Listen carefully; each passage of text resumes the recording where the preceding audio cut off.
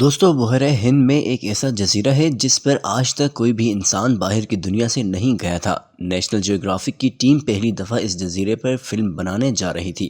جب وہ جزیرے کے نزدیک پہنچے تو جنگل میں سے کچھ ننگ دھڑنگ لوگ باہر آئے اور انہوں نے جہاز پر تیر پھینکنے شروع کر دیے، جس کی وجہ سے ڈائریکٹر کی ٹانگ بھی زخمی ہو گئی اور انہیں پیچھے ہٹنا پڑا۔ آخر یہ کون سا جزیرہ ہے جہاں کے لوگ آج کے دور میں بھی تیروں کا استعمال کرتے ہیں اور اتنی ٹیکنالوجی کے باوجود بھی انسان اب تک وہاں نہیں جا پایا؟ ویڈیو کو آخر تک ضرور دیکھیے گا اور لائک بھی کیجیے گا۔ دوستو اگر آپ نقشے پر انڈیا کے مشرق میں دیکھیں تو وہاں پر انڈمان آئلینڈ موجود ہیں۔ یہ جزیرے انڈیا کا حصہ ہی مانے جاتے ہیں، جن میں مختلف چھوٹے بڑے شہر اور گاؤں موجود ہیں۔ ان میں سب سے بڑا شہر پورٹ بلیئر ہے۔ اس شہر میں ایئرپورٹ بھی موجود ہے جس سے نہ صرف انڈیا کے لیے بلکہ دوسرے ممالک کے لیے بھی فلائٹس جاتی ہیں۔ لیکن اتنی آمد و رفت والے شہر کے بالکل نزدیک صرف 50 کلومیٹر کے فاصلے پر ایک جزیرے میں انسان آج بھی پتھر کے دور میں رہ رہے ہیں۔ یہ بات ہم صرف مبالغہ کے طور پر نہیں کہہ رہے بلکہ حقیقت میں یہاں کے لوگ پوری دنیا سے کٹے ہوئے ہیں۔ حالانکہ اس کے 50 کلومیٹر نزدیک دنیا کے لوگ آتے جاتے رہتے ہیں۔ اس جزیرے کا نام نارتھ سینٹینل آئلینڈ ہے، جہاں رہنے والے انسانوں نے اس 50 کلومیٹر کے جزیروں میں اپنی ایک الگ دنیا بنا رکھی ہے۔ باہر سے دیکھنے پر یہ مکمل طور پر درختوں میں چھپا ہوا نظر آتا ہے، اس لیے اب تک کوئی سیٹلائٹ یا ڈرون بھی اس کے اندر نہیں جھانک پایا۔ آپ سوچیں گے یہاں انسان کیوں نہیں جا سکتے؟ تو اس کا جواب ہم آپ کو ابھی دینے لگے ہیں۔ دوستو دراصل انسانوں نے تاریخ میں کافی دفعہ اس جزیرے پر جانے کی کوشش کی ہے، لیکن ہر دفعہ یہاں رہنے والے لوگوں نے انسانوں کو جزیرے کے پاس بھی نہیں آنے دیا۔ کسی بھی آؤٹ سائڈر کو دیکھ کر یہ لوگ تیر برسانا شروع کر دیتے ہیں اور جزیرے کے نزدیک نہیں آنے دیتے۔ یہ مانا جاتا ہے کہ یہاں بسنے والا قبیلہ آج بھی پتھر کے دور میں رہ رہا ہے۔ یہ لوگ تیر کمانوں کا استعمال کرتے ہیں اور انہیں کپڑے تک پہننے کا شعور نہیں ہے۔ ایکسپرٹس کے مطابق یہ قبیلہ تاریخ میں کسی وقت انسانوں سے بچھڑ کر یہاں آباد ہوا تھا اور اس کے بعد ان کا رابطہ دنیا سے ختم ہو گیا۔ ظاہر ہے یہ لوگ اسی دور میں علیحدہ ہوئے تھے جب انسان پتھر کے دور میں تھا۔ ایسا اس لیے ہوا کیونکہ پہلے سمندر کا لیول اتنا اونچا نہیں تھا، لہٰذا یہ جزیرہ اور انڈمان آئلینڈ ایشیا کا ہی حصہ تھے۔ اس دور میں یہ لوگ انسانوں سے بچھڑ کر نارتھ سینٹینل آئلینڈ میں آباد ہو گئے اور تب سے اب تک انہوں نے ترقی نہیں کی بلکہ پتھروں کے دور میں ہی رہ رہے ہیں۔ گلوبل وارمنگ کی وجہ سے سمندر کا لیول اوپر ہو گیا اور نارتھ سینٹینل آئلینڈ اور انڈمان آئلینڈ ایشیا سے علیحدہ ہو گئے۔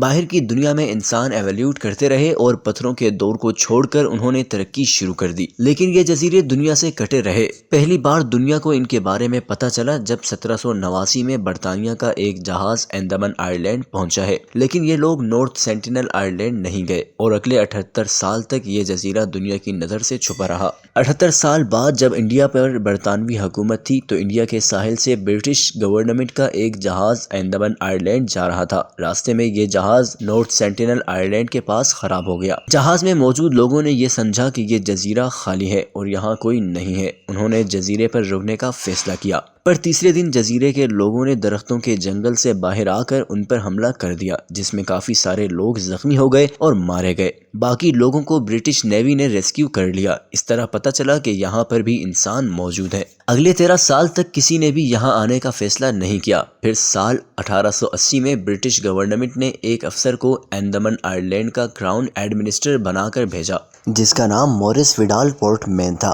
اس نے فیصلہ کیا کہ نارتھ سینٹینل آئلینڈ کے کچھ لوگوں کو اغوا کر کے انڈمان آئلینڈ لائے گا، ان کا اچھے سے خیال رکھے گا اور پھر انہیں واپس بھیج دے گا۔ اس طریقے سے ان کا باہر کی دنیا کے ساتھ کانٹیکٹ بنے گا۔ لہٰذا اس نے ایسا ہی کیا۔ وہ جزیرے پر چلا گیا اور کافی دن تک وہاں کے لوگوں سے چھپا رہا۔ پھر ایک خاندان جس میں 4 بچے اور میاں بیوی تھے، اس نے انہیں اغوا کیا اور انڈمان آئلینڈز لے کر آ گیا۔ کیونکہ یہ لوگ باہر کی دنیا سے کٹے ہوئے تھے، لہٰذا ہماری دنیا میں موجود بہت سی بیماریاں اور وائرس ان کے لیے نئے تھے، لہٰذا بچوں کے ماں باپ فوراً ہی مر گئے۔ پورٹ مین کو اس پر بہت افسوس ہوا اور اس نے بچوں کو واپس جزیرے پر بھیجنے کا فیصلہ کیا۔ اس نے انہیں تحفے دیے اور جزیرے پر چھوڑ کر آ گیا۔ ساتھ ہی اس نے اپنی ڈائری میں یہ لکھا کہ ہمارا مشن فیل ہو گیا اور بہتر یہی ہے کہ سینٹینلز کو ان کے حال پر چھوڑ دیا جائے۔ پورٹ مین نے جن بچوں کو وہاں بھیجا تھا، نہ جانے انہوں نے وہاں کے لوگوں میں وائرس پھیلا دیا تھا یا پھر باہر کے انسانوں کو اپنے ماں باپ کی موت کا ذمہ دار ٹھہرایا تھا۔ کہ سینٹینلز کا غصہ باہری دنیا کے انسانوں پر مزید بڑھ گیا۔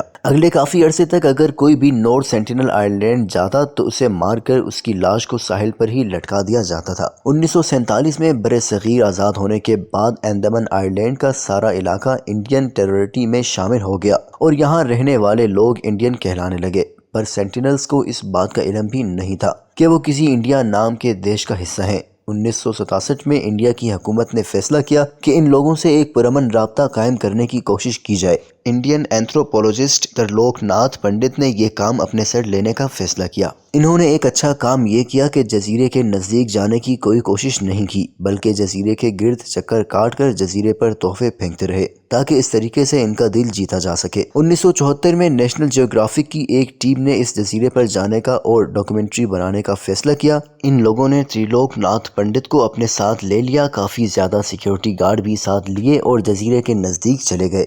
ان کا پلان یہ تھا کہ پہلے ہم تحفے پھینکیں گے جو لہروں کے ساتھ جزیرے پر چلے جائیں گے اور پھر جزیرے پر جائیں گے۔ 3 دن تک یہ لوگ تحفے پھینکتے رہے، لیکن جب یہ جزیرے کے نزدیک گئے تو ان کا پورا پلان فیل ہو گیا۔ جزیرے کے اندر سے لوگ نکل کر ساحل پر آئے اور انہوں نے ان کے تمام تحفے توڑ کر ان پر تیروں کی بارش کر دی، جس کی وجہ سے ڈائریکٹر کی ٹانگ پر تیر لگا اور وہ زخمی ہو گیا۔ نتیجتاً پوری ٹیم جہاز سمیت وہاں سے دور چلی گئی، البتہ یہ لوگ ایک فوٹیج ریکارڈ کرنے میں کامیاب ہو گئے تھے، جس کی وجہ سے ہمیں یہ پتہ چل سکتا ہے کہ سینٹینلز دکھنے میں کیسے لگتے ہیں۔ لیکن یہ پہلی اور آخری فوٹیج ثابت ہوئی۔ نیشنل جیوگرافک نے تو اپنا پلان کینسل کر دیا، لیکن ترلوک ناتھ پنڈت پھر بھی یہاں آتے رہے اور تحفے پھینکتے رہے۔ بالآخر انہیں کامیابی ملی اور جزیرے کے لوگوں سے دوستانہ تعلق بنانے میں قائم ہو گئے۔ انہوں نے یہاں آ کر جزیرے کے لوگوں کو کافی سارے تحفے دیے اور تصویریں بھی کھینچی۔ نہ صرف یہ بلکہ انہوں نے اپنی جونیئر اینتھروپولوجسٹ مدھو مالا کو بھی اس کام پر لگا دیا اور ان کی بھی جزیرے کے لوگوں کے ساتھ تصویریں دیکھی جا سکتی ہیں۔ ایسا لگ رہا تھا کہ اب سینٹینلز باہر کی دنیا سے رابطہ رکھ پائیں گے، لیکن پھر 1981 میں ایک جہاز نارتھ سینٹینل آئی لینڈ کے پاس پہنچ کر پھنس گیا۔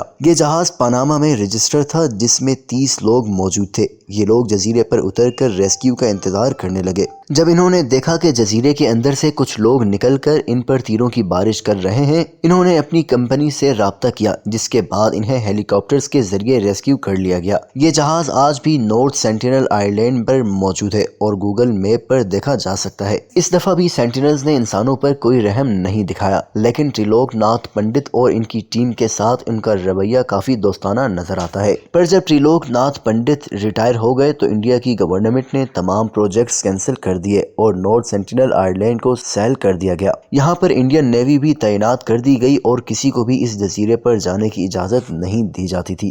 2006 میں 2 مچھیرے غلطی سے اس جزیرے پر پہنچ گئے۔ ان کے ساتھیوں نے دور سے دیکھا کہ جزیرے کے لوگوں نے ان دونوں کو تیروں سے مار کر ان کی لاش ساحل پر ہی لٹکا دی۔ پھر 2018 میں ایک امریکی جان ایلن عیسائیت کی تبلیغ کی غرض سے اس جزیرے کی طرف آیا۔ وہ جزیرے کے لوگوں کو عیسائی بنانا چاہتا تھا، جن کا ابھی تک کوئی بھی مذہب نہیں معلوم ہوتا۔